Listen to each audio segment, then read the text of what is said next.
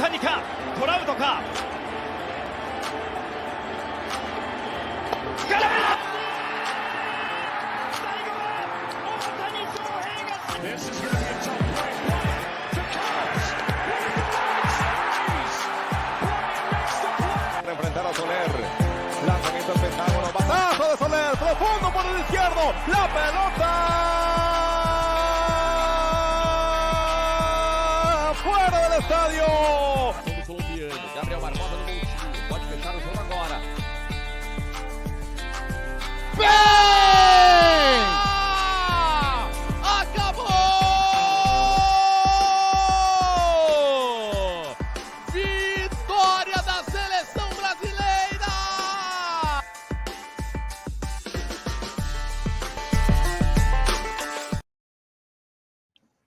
Fala, fã de beisebol! Estamos de volta no seu encontro semanal ou quase semanal para falar de beisebol. Antes de começar, eu já quero pedir desculpas aos nossos ouvintes, né, pelas ausências nas últimas semanas. Pessoalmente, para mim, tem sido bastante corrido, muitas atribuições, novos trabalhos, novos projetos e coisas que não me permitiram gravar nas últimas semanas. Infelizmente, nós não pudemos ter podcast. O João até gravou na última semana, só que meu gato ficou internado, muita coisa, e não pude soltar.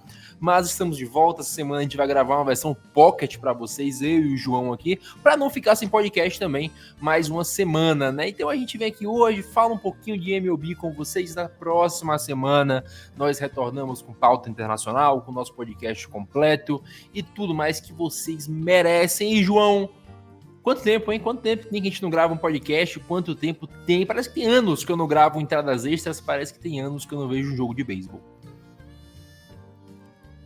Falar que o teu gato estava internado é uma desculpa que se eu não soubesse que é realmente verdade, eu ia dizer que tu é um tremendo um canalha. Pior que é, né, velho?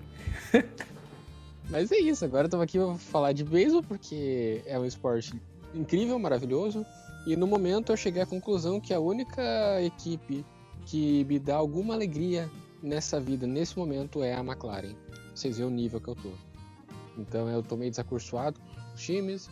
E, bom, rir da desgraça dos outros é melhor que rir da própria é aquilo que faz o ser humano saber lidar melhor com as coisas. Rir é o melhor remédio que existe. E eu tô aqui pra rir também. Eu sou um analista palhaço. Cara, eu vou mudar até a ordem da pauta do podcast, porque se o assunto são palhaços, são circos, são coisas cômicas, vamos começar com Cincinnati Reds, João. Filho de uma mãe. A bold prediction de começo de temporada que já deu completamente errado, né? O meu gato tá miando, inclusive, não sei se vocês podem escutar, mas isso quer dizer que ele está saudável. E sim, ele esteve realmente internado. Só olhar meu Twitter lá, que vocês vão ver que ele estava internado. Mas, cara, João, a casa é sua, cara. Falar de Reds eu nem vou começar a postular aqui, porque tudo que eu teria pra falar seria que Hélio de la Cruz nunca carregou tantas mulas. E eu vou falar pra vocês que a cada dia que passa fica mais inexplicável como o Dodgers foi uma varrida pro Reds. E foi uma varrida que o Reds em nenhum momento dos 3 jogos esteve pior. Foi uma varrida com a autoridade que o Reds meteu nos Dodgers no estádio do Reds. Mas tem muita coisa que deu errado nesse time do Reds. Há bastante tempo que eu não tenho espaço pra realmente fazer um monólogo sobre o time, mas o teor da temporada, nessa temporada, os arremessadores estão muito bem. O Hunter Greene tá jogando muita bola. Frankie Montas, ele tá ainda inconstante porque ele tava lesionado. Mesma coisa com o Lodolo. O Lodolo só teve um start ruim, de resto ele vem sendo muito bom durante o resto do ano. Nick Martinez se provando uma peça muito importante. Ainda tem o Brandon Williamson, que tá na IL. Tem o Andrew Abbott e o Graham Ashcraft, que estão sendo aquilo que a gente esperava que eles fossem. Até o Abbott está jogando muito melhor do que se esperava, por causa que ele está com números em questão de areia até melhores que o do Hunter Greene, só que o FIP dele está meio alto, então a gente espera que em algum momento ele tome uma outra correção. Então está sendo uma temporada que os pitchers estão muito bem, no padrão Cincinnati Reds eles estão muito bem, muito acima da média. Padrão Cincinnati Reds é um ano ruim dos pitchers do Giants, pra vocês terem uma noção, mas é aquilo que a gente se acostuma. Só que a parte do line-up que tá sendo uma catástrofe, porque antes da temporada perdeu o Matt McClain. E aí ele ainda não voltou, ele tá na IL de 60. Vai voltar só depois do All-Star Game. O TJ Freed voltou agora. E o Freed é um cara que depende muito da velocidade dele. É muito um infielder hit guy. Ele teve problemas no joelho e voltou agora. Então, até ele recuperar o ritmo, vai levar um tempo. E perdeu o Noelv, né? Por causa que ele foi um cabaço. E tomou remédio que não devia. Pra se recuperar da lesão. E tá suspenso, só volta também depois do All-Star Game. Então já perde 3 peças muito importantes. Some-se a isso o fato que o time não consegue rebater. O time só não tá pior que o Chicago White Sox em average.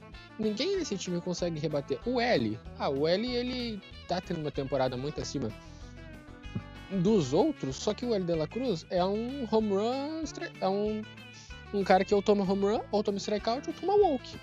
Não é um cara de botar a bola em jogo. Então ele é normal dele, é do feitio, é do padrão dele, rebater 230.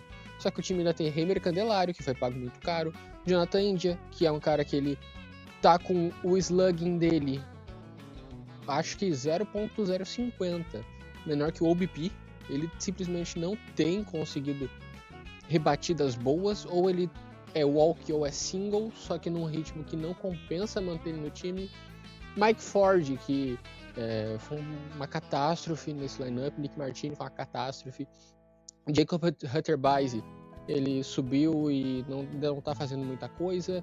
Além que o Will Benson, ele, quando consegue rebater a bola, ele tá indo bem, só que ele tava com 40% de strikeout, que é um cara que eu hypei muito nessa última temporada, e continuo ainda no bold do Will Benson, ainda não abandonei. Jake Fraley também se lesiona muito.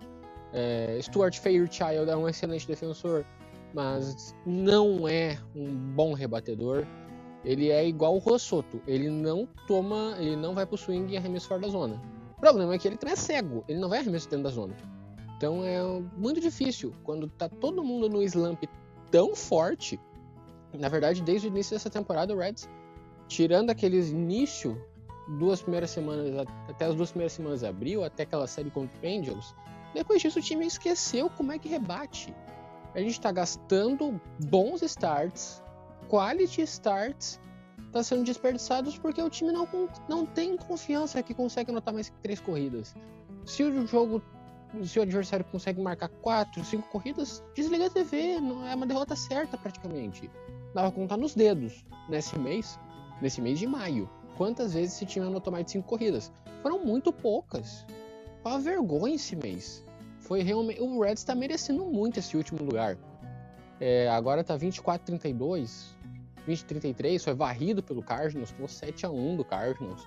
Agora tá pegando o Cubs, primeiro jogo da série. Então é uma situação muito complicada que tá vivendo esse time, porque precisa de uma fagulha, precisa de uma faísca, precisa de um cara que fique quente. Spencer Steer, a gente achava que fosse esse cara, até esqueci do Steer. Ele tava tendo um ano muito bom e caiu também nesse slump. E não tem esse cara. Não tem, tá lesionado. O cara que é diferente, o cara que carregou esse time no ano passado não foi o L, não foi o Steer, foi o McClain. McClain tá lesionado. Noelvis subiu ano passado, tava muito bem. Tá suspenso. Tem o Encarnação Strange lá, o primeira base, que ele é bom. Ele tava com 1 ponto de WAR negativo. E agora ele tá lesionado, só volta no final de abril. Então é uma situação praticamente de, não vou dizer terra arrasada, porque ainda tem tempo. Tem muito tempo. Essa divisão, eu não sei quanto tempo o Brewers vai durar nessa primeira colocação do jeito que eles estão jogando, porque eles... Ô, João, mas o ponto é que o Reds perderam... O Cubs perdeu acho que 17 jogos esse mês, né? Complicado. Sim. Também. E o Reds, ele tá com 1 vitória e 7 derrotas em jogos de uma corrida.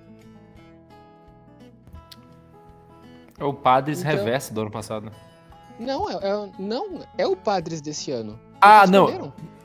Eles perderam, perdão. Achei que você falou que eles ganharam. Que o Padres ano passado não ganhava jogo de uma corrida. E ano passado o Reds foi o time que mais ganhou jogos de virada. Tipo, foram 40 jogos. Não que ganhou, mas teve 40 jogos decididos por uma corrida e o time foi uma, 2 corridas, o time foi muito bem. Foram 20 vitórias por comeback. Era um time que ano passado dava gosto de ver porque não desistia, só que esse ano os caras estão... não estão querendo jogar. Uma coisa que nessa última semana eu peguei realmente pra acompanhar o time mais de perto, porque eu não consegui, por várias questões seculares. Mas, cara, assistir esse time de hoje tá mais deprimente que aquele time de 2022. Aquele time das 100 derrotas. Aquele time praticamente não é o beisebol. Esse time aqui é um terrorista. Simplesmente é um atentado aos olhos assistir esse time. É uma coisa sem vontade, é uma coisa assim que os caras não sabem que vão perder e eles não tentam mais. Simplesmente não estão tentando.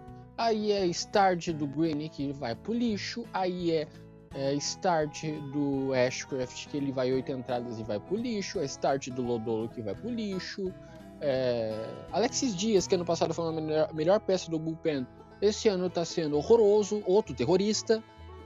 Fernando Cruz, a gente tá gastando. O Fernando Cruz é o terceiro reliever mais valioso da liga hoje. O quinto é o Nick Martinez. 2 caras do nosso bullpen. Bullpen que foi a grande calcanhar de Aquiles por tantos anos pra esse time.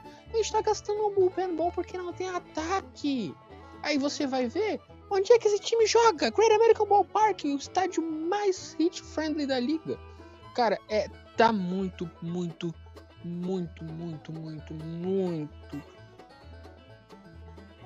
desesperançoso assistir esse time, tá dando desgosto, realmente. O Reds desse ano tá dando desgosto. Ainda tem tempo pra reverter as coisas, ainda tem tempo pra ter um comeback, para os caras de lesão voltar, só que tem que reagir logo, tem que reagir. Essa série contra o Cubs, ela pode ser um divisor de águas bem grande pra essa temporada. E olha, pelas notícias que saíram do Reds não ter interesse de fazer um contrato de longo termo com o L. De La Cruz, eu vou dizer pra vocês, se pintar uma proposta boa, é capaz do L sair do Reds. E eu tô começando a aceitar esse fato. L. De La Cruz nos Dodgers, entenda o caso. De falar que eu acho que um cara que seria trocado pro Dodgers ia ser o Hunter Green, porque ele é de Compton. Vamos lá, né? Vamos pular para a segunda pauta. Hoje, meus amigos, eu quero falar para vocês aqui a verdade. Há 2 semanas eu não assisto beisebol direito, por conta de todos os problemas que eu falei. Então a gente fez a pauta... a gente fez a pauta aqui baseada nas coisas que eu acompanhei nos últimos tempos, que aí poderia falar de forma tranquila. Falando agora do San Francisco Giants, né, João? O meu querido time que vinha numa fase talvez tão deplorável quanto os Reds estão hoje, e da água pro vinho em maio, como aconteceu também em 2021, em maio o time jogou muita bola. O Giants hoje, nos últimos 10 jogos, a gente tem 7 vitórias, e isso inclui séries que vencemos contra os Phillies. Então você pega que é um histórico bom que os Giants fizeram nessas últimas semanas, né? Principalmente nas semanas que eu não acompanhei. E tudo isso, João, tem nome e sobrenome, né? Quer dizer, tem 3 nomes e 3 sobrenomes, porque a gente pode atribuir a 3 caras que foram maravilhosos, incluindo o Luiz Matos, que foi jogador da semana na Liga Nacional esses tempos. Agora ele deu uma caída, mas ainda assim a subida do Luiz Matos, a subida do Marco Luciano e a subida do Elliot Ramos mudaram completamente a cara do time. Os Giants estavam com quase 50, quase 40 de corridas negativas no diferencial de corridas, com uma rotação que não era ruim, uma rotação que estava entregando bons jogos, bons quality starts. E aí, depois disso, o time não entregava corrida. O time do Giants era horroroso no bastão. E depois que esses caras subiram, o time começou a anotar muitas corridas. A série contra os Pirates, os Giants vieram 2 jogos assim, nas últimas entradas, anotando muitas corridas e sempre movidos por Marco Luciano, Elliot Ramos e Luiz Matos. Esses caras, eu não sei, João, eu vou ter que evocar aqui a aura, porque não é possível que a aura desses caras não tenha contagiado, porque o Thairo Estrada começou a jogar muito bem também, o Matt Chapman começou a jogar muito bem também. Então, um time que depois da lesão do Lee parecia que, porra, a gente tá rebatendo bem, a gente perde nosso melhor rebatedor. Quer dizer, era o Lamont Wade, né? Mas o Lee tava a passos de se tornar o melhor rebatedor. Você perde o Lee numa época onde o time já não tá rebatendo bem. Aí você puxava pra AAA, o Luiz Matos não tava jogando bem na AAA e o Marco Luciano tava sofrendo. Ele tinha jogos bons, jogos ruins, jogos bons, jogos ruins, mas ele não mostrava uma constância digna de call-up. E depois disso, o Elliot Ramos, que sim, estava voando, merecia ser chamado. E, cara, quando você chama Elliot Ramos, Marco Luciano e Luiz Matos, os três chegam jogando muito bem. Até os que não estavam jogando bem na AAA. E isso pra mim é um fator inexplicável. Mas que seja, eles chegaram jogando bem, mudaram a cara do time. Agora também a gente vai ter pós-All-Star voltas de Robbie Ray e Alex Cobb, que essa pausa do All-Star tá colocando churumelas na minha cabeça, porque é foda você pensar que, beleza, a gente vai ter a pausa pro All-Star, arremessadores voltam, dá pra corrigir algumas coisas, mas o time esquentou.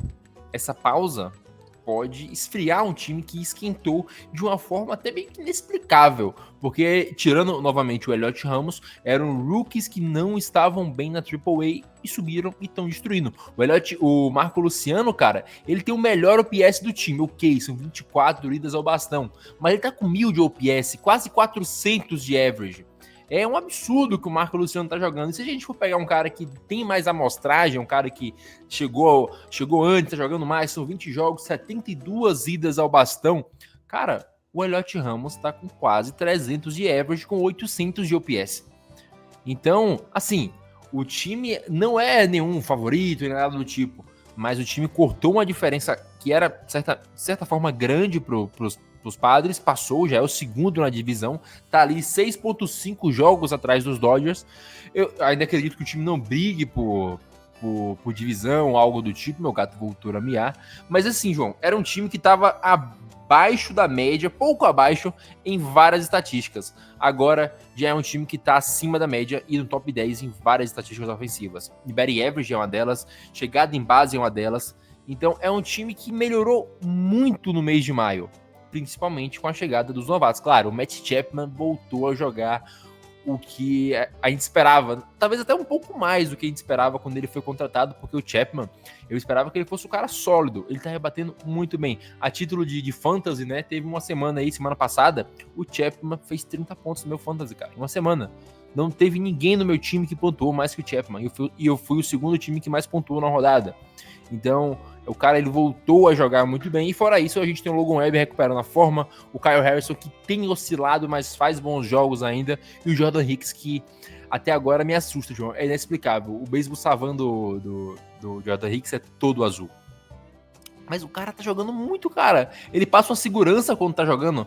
Claro, tem jogos que ele perde um pouco a mão, mas ele passa uma boa segurança quando está arremessando.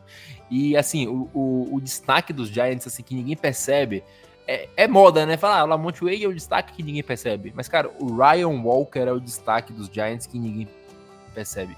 Ele facilmente é o melhor arremessador de São Francisco nessa temporada. Ele é o melhor jogador do bullpen dos Giants. Acho que falta alguma confiança no Melvin ainda para botar o Ryan Walker como closer. Inclusive, veja na sua liga se o Ryan Walker está livre. Porque se o Ryan Walker estiver livre, pegue. Eu peguei nas waivers da nossa liga lá do Entradas Extras.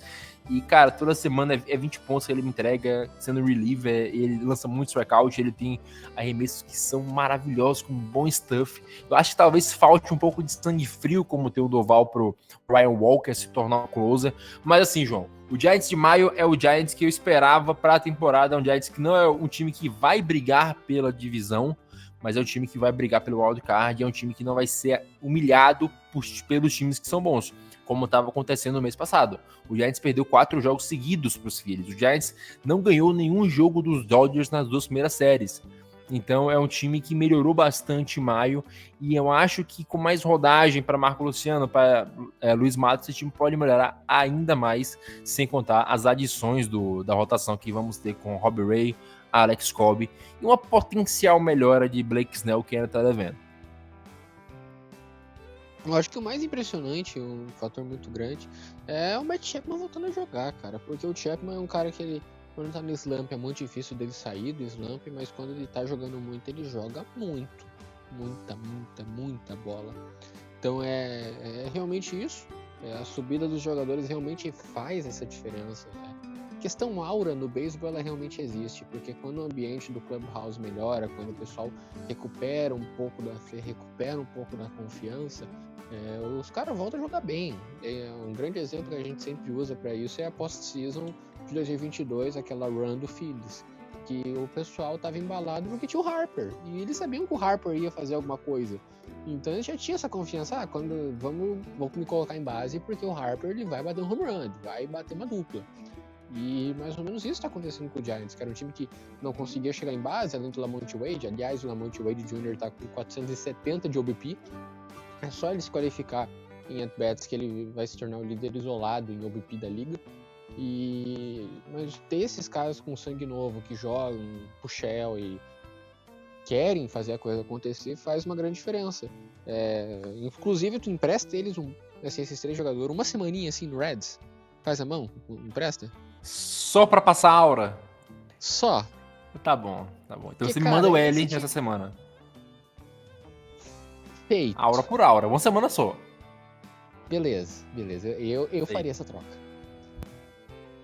Que eu não quero ver o Heimer Candelário nunca mais nesse lineup, cara. Cara, é horroroso, velho. Quando a gente conseguiu se livrar do Mike Moustakas, eles contratam o Candelário, velho. O Bob Castellini dando uma aula aí da escola Pedro Massal de administração. É simplesmente inacreditável. Aulas também com Vitório Pífero e Lojas Americanas. Vamos dar prosseguimento aqui na nossa pauta agora, não falando mais dos nossos times, mas falando de um marco importantíssimo não para a liga, tá? Pro beisebol como um todo. A MLB já tinha reconhecido uns anos atrás, né, as Negro Leagues, mas agora oficialmente as estatísticas são contabilizadas para os recordes da liga. Essa decisão, né, ela inclui mais de 3 mil jogadores. E agora, João, Josh Gibson, já existia uma discussão entre as pessoas que falam de beisebol, vocês certamente eram um dos que mais falavam aqui entre a gente, Fernandão também, sobre Josh Gibson não ser tão ventilado, não ser tão dito nas conversas de maior de todos os tempos.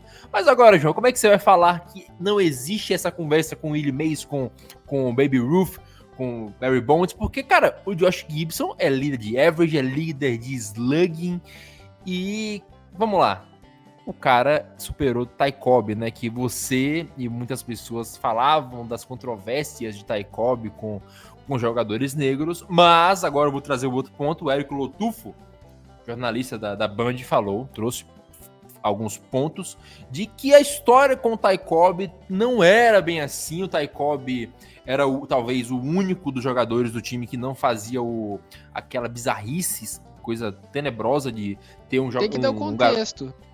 Não ter um garoto negro como amuleto de sorte do time. O Ty Cobb era o único que não fazia isso, segundo as informações que o Érico trouxe, né? Mas o foco não é o Ty Cobb, o foco é o reconhecimento dessas estatísticas, João. Porque eu já vi americano dizendo no Twitter que era uma liga onde só tinha negro, só tinha uma parte de jogadores. Como é que você considera? Fala, mas aí meu uma liga só tinha branco. Então, elas estavam do mesmo jeito. As ligas, se fossem juntas, óbvio, muitos jogadores não teriam oportunidade de ambas as ligas de estarem na liga em conjunto. Mas, cara, foi só em 47 que a gente foi ter o primeiro negro na liga, que foi o Jack Robinson, chegou jogando o que jogou. A gente teve caras como o Satchel Paige, que jogou pouquíssimo tempo na MLB, se comparar com toda a carreira dele. O próprio Willie Mays ainda chegou a jogar uma temporada no Kansas City Monarchs, se eu não me engano, antes de ir para os Giants. Então, João, mais do que justo, cara, as estatísticas serem atribuídas e, como eu falei essa semana lá no Instagram, lembranças de um tempo de violações dos direitos humanos, de coisas absurdas que a gente não pode esquecer e certamente não pode perdoar. E são histórias que merecem ser contadas. Naquela época, para um jogador negro ser considerado bom, ele precisava ser 2, 3 vezes bom. Porque simplesmente não se tinha o holofote. E o Josh Gibson é um caso desses. Você não sabe quem é o Josh Gibson. Ele agora ele passou o Babe Ruth em slugging, passou o Babe Ruth em WOBA, passou em OPS, em average. O WAR, por 162 jogos dele, é de 10.41.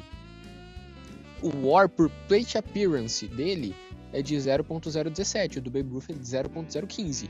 É uma grande diferença. E tem os contextos da época, tá certo que ele jogou muito menos jogos, mas também ele morreu muito cedo.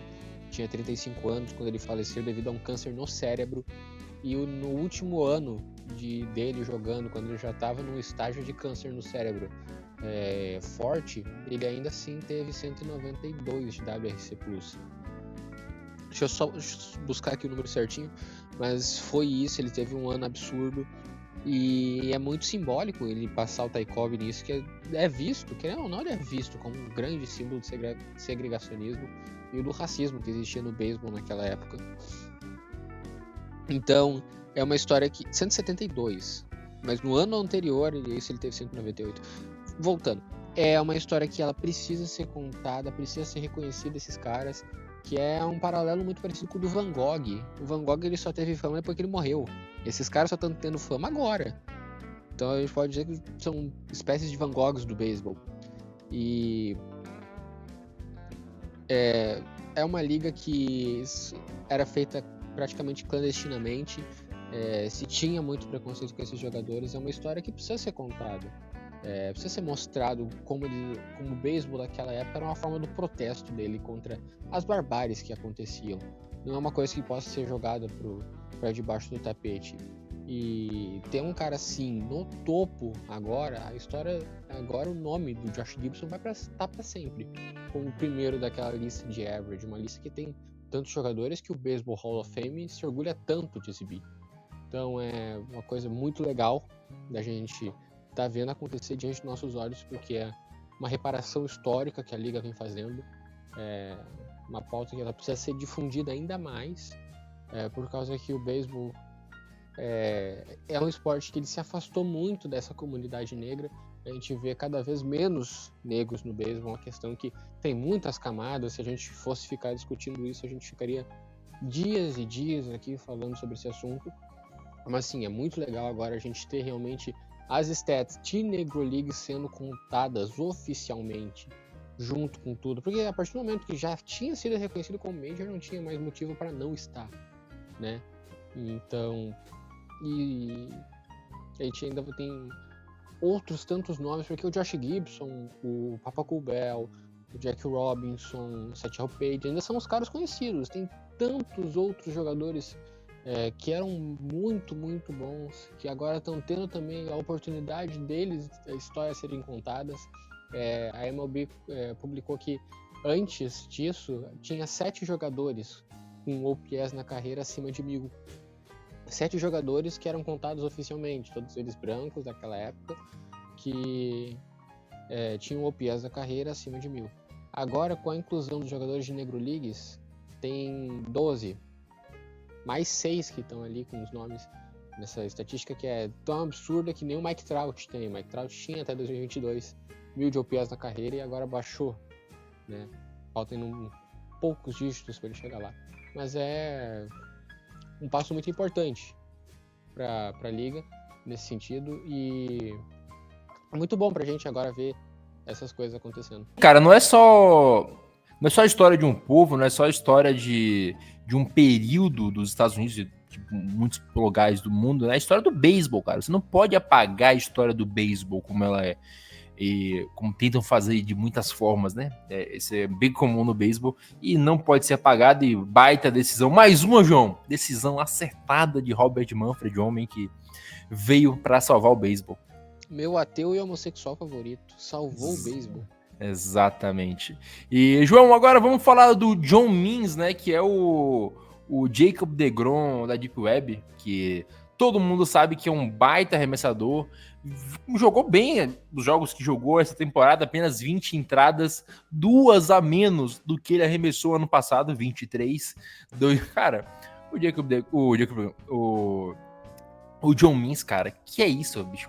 Desde 2021, ele não arremessou menos de 50 entradas, cara. Foram 8 em 2022, 23.2 em 2023 e 20.2 em 2024, cara. O John Means é tipo assim, eu peguei o John Means no meu fantasy porque eu confiava no John Means.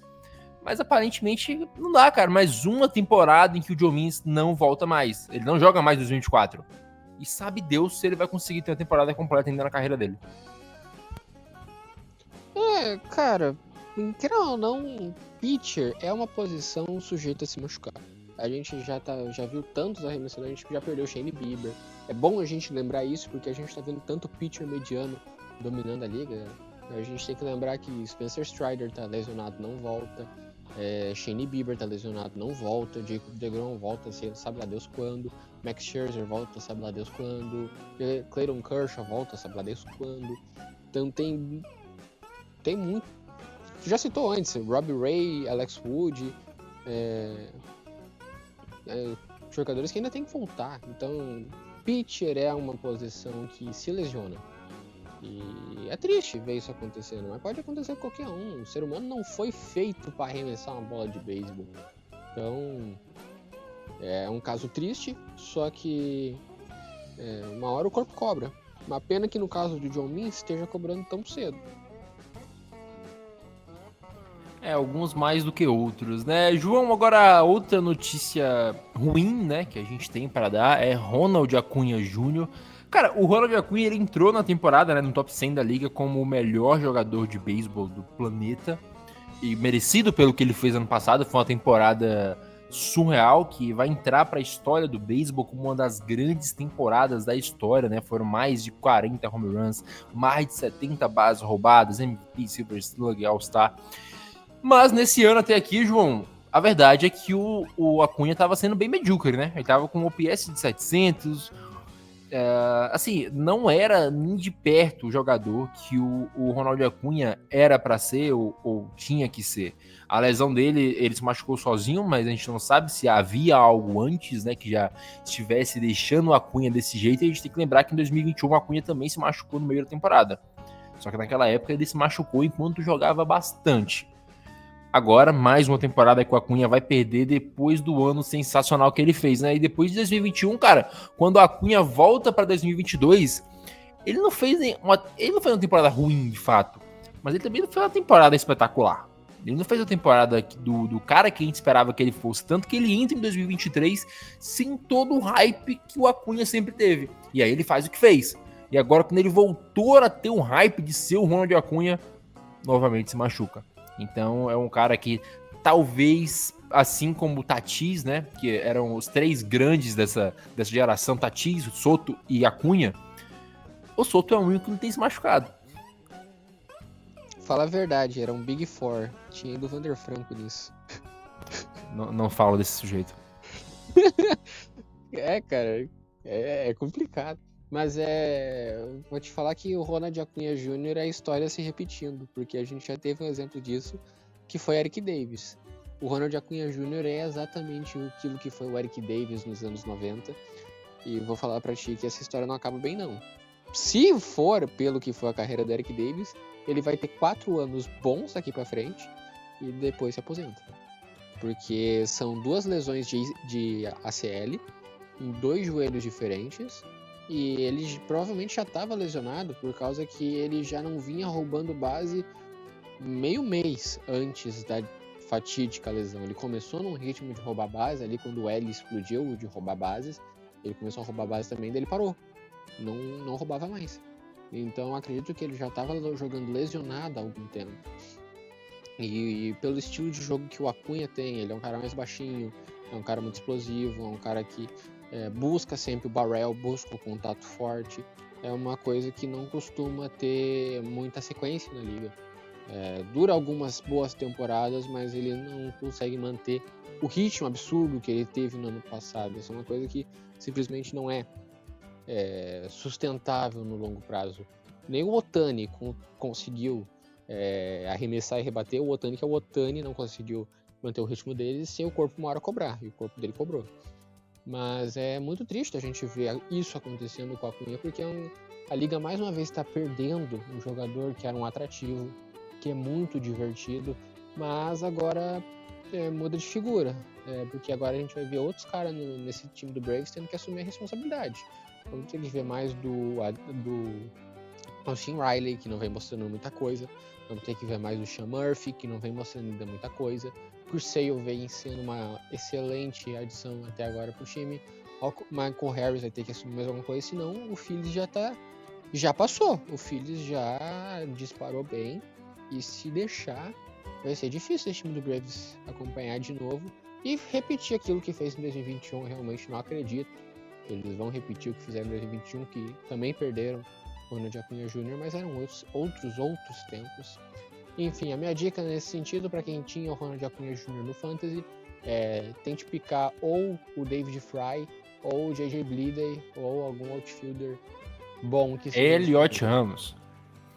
Não sei. Sempre tá sobrando. Cara, ô João, pra gente finalizar o podcast, vamos falar aqui da tragédia anunciada.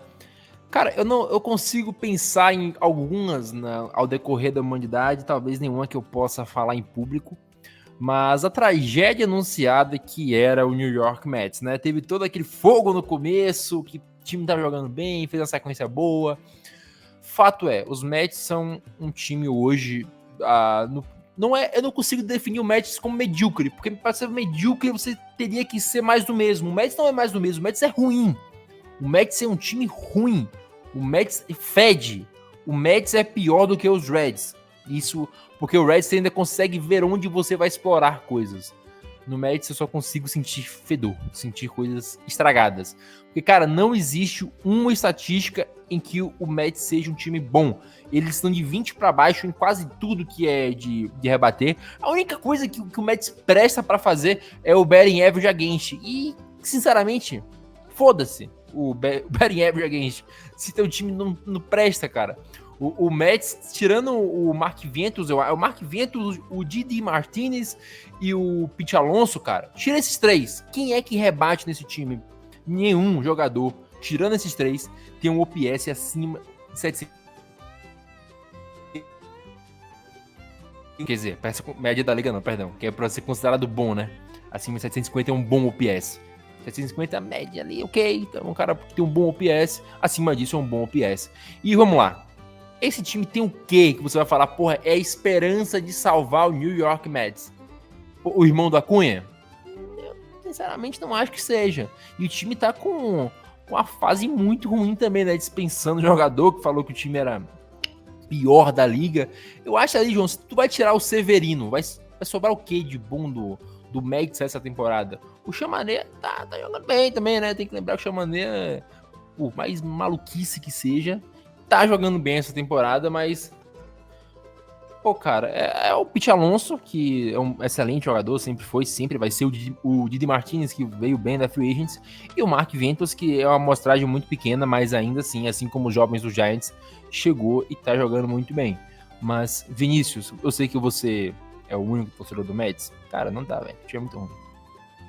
E com todo respeito aí o André Fran, todo o resto do pessoal que é Mets, mas, cara, não dá, cara. O Mets é, assim, a gente compreende times como o Marlins, como o Reds, que é um time que não tem dinheiro. Cara, como é o nome dele? O Castellini tá avaliado na fortuna dele em 400 milhões de dólares. Cara, o Ohtani, ao final do contrato, vai ter mais dinheiro do que ele. Então, assim... Não que isso seja métrica de quanto o cara tem dinheiro, no final das contas, né? Mas, cara, o Steve Cohen tem muito dinheiro, gastou muito dinheiro errado, montou um time que parecia promissor, mas não era no final das contas. Acabou não sendo, acabou dando errado, o azar faz parte do esporte. Mas movimentações como foi a do Correa, logo depois dos Giants dispensarem o Correa, não ter dado certo, por conta de um problema de saúde que ele tinha, e o Mets já foi atrás, já ofereceu dinheiro, já pegou, mostra que o Mets é aquele moleque, João, é o Kiko do Chaves. Ele quer ganhar tendo dinheiro, ele quer ganhar pagando, ele quer ganhar comprando o jogo. E o beisebol não é assim, cara. O beisebol ganha quem é como o Antopoulos do Braves, que é foi genial na deadline de 2021. Ele remontou o outfield inteiro para ser campeão. Ganha quem é como o Friedman, é até engraçado falar porque o Friedman só ganhou um título na pandemia, mas assim, ganha quem faz esse tipo de coisa, ganha quem sabe contratar e não quem bota dinheiro na mesa e fala eu quero o melhor. E montar galáctico no beisebol não dá certo, e a questão do Mets é muito mais profunda, porque não é só mandar o Christian Scott e o Brady Batch pra AAA, sendo que o Brady Batch tava mais ou menos, mas não uma coisa que justificasse. Ele tava com 88 de WRC+, que é, bom, os padrões New York Mets, ele até que dando mais cancha pra ele, era capaz dele conseguir alguma coisa. Ainda vai ter o Francisco Álvares, que pelo menos volta, o Lindor, que lembrou como é que se joga beisebol. Tem ainda gente boa, mas se é um movimento visando um rebuild, tem Pete Alonso, tem J.D. Martinez, tem Brandon Nimmo, tem Starling Marte, tem Harrison Bader, tem Jeff McNeil, tem jogadores para serem trocados. Opcionar um cara para AAA, e vamos lembrar, opcionar um jogador titular para AAA é um problema porque você tem uma quantidade limite de vezes que você pode fazer isso, são 3 vezes. Se você opciona para AAA 3 vezes um jogador, na 4ª você tem que dispensar.